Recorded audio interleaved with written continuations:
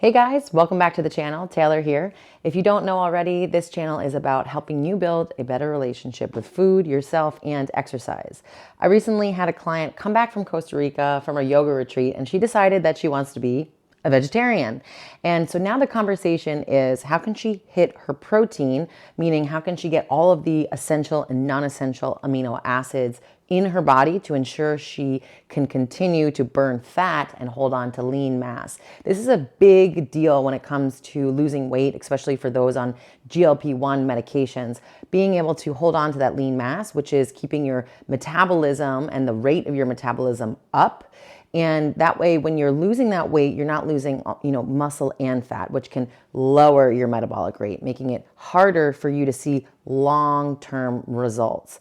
And so I'd like to offer anyone who wants to eat less meat some complete proteins that are vegetarian based. Now, what I'm about to tell you can also be applied to people who are vegan, who are not eating any animal products whatsoever. I always recommend in my group to make sure that these foods are organic and non-GMO to ensure that you're not getting any toxic herbicides into your body.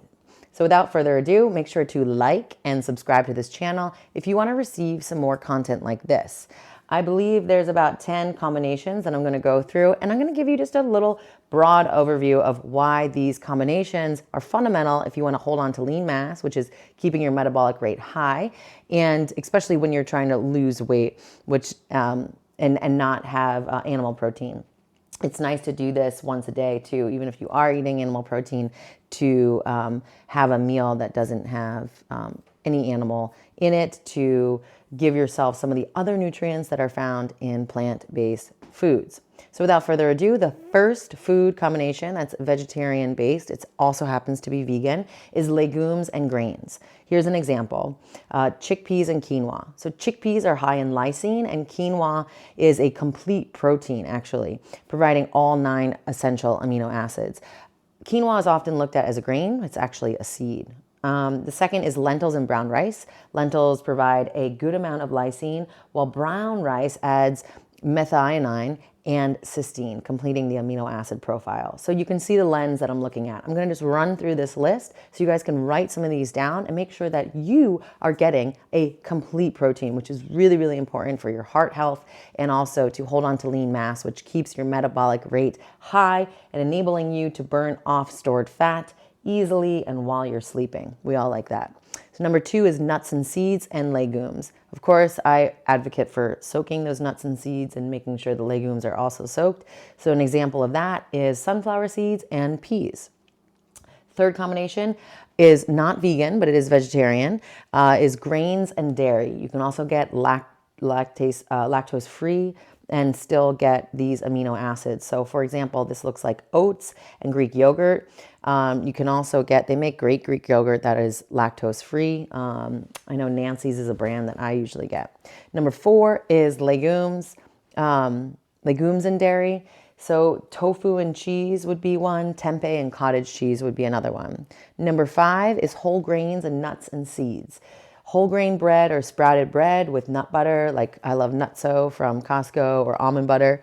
It provides a whole variety of amino acids between that whole grain or sprouted bread and the nut butter. Brown rice and chia seed, that's another one. You can add chia seeds to your brown rice while you're cooking it on the stove.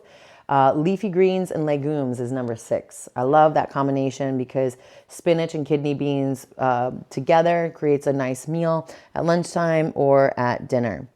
The other combination would be kale and lentils. Number 7 is vegetables and whole grains. I love these vegetable and grain combinations. Yes, broccoli and quinoa together makes a complete protein. Love that. Another one is sweet potato and brown rice. Now we're talking, nice, healthy carbs and a complete protein. Yes, you heard me right. Sweet potatoes and brown rice is a complete protein. Number 8 is non-dairy milk and nuts and seeds. This is definitely for you if you're making these smoothies in the morning with blueberries.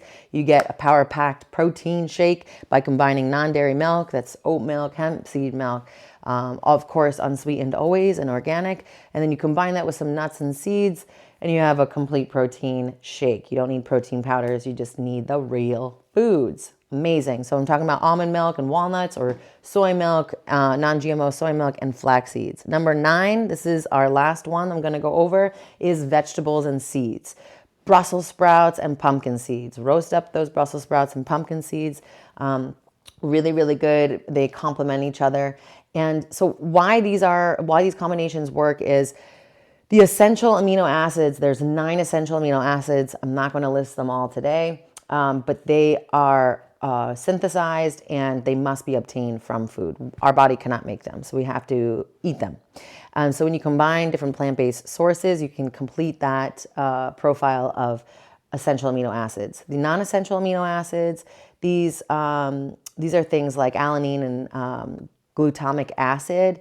They're still necessary for optimal function, and a variety of foods naturally provide these amino acids, but we can make them within our body.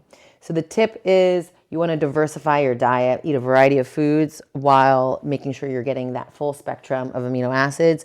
You can always rewind this video and list down those food combinations. There was 9 of them. And, don't stress over perfection. I know eating an animal-based, chicken or steak or beef, they have this complete amino acid profile, but don't stress about how to get it and where to get it. Make this little list, super simple, and get used to combining some of these foods, and it'll get easier as you go on. You invest a little bit of effort into the bank, and then you live off of that intelligence in the long run. And the last thing is to include healthy fats.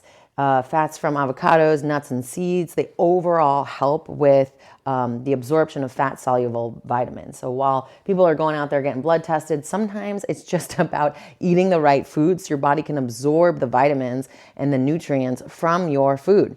And so that is really important, to address the gut and to address the food before trying, going and supplementing with all of these vitamins and stressing out the liver. So start with food, start with the gut microbiome. And if you're looking to become and eat more plant-based foods and want to make sure that you're getting your protein and all of the amino acids, use this little list. I find it extremely helpful, and so did my client who came back from Costa Rica from that yoga retreat and now wants to be a little bit more vegetarian.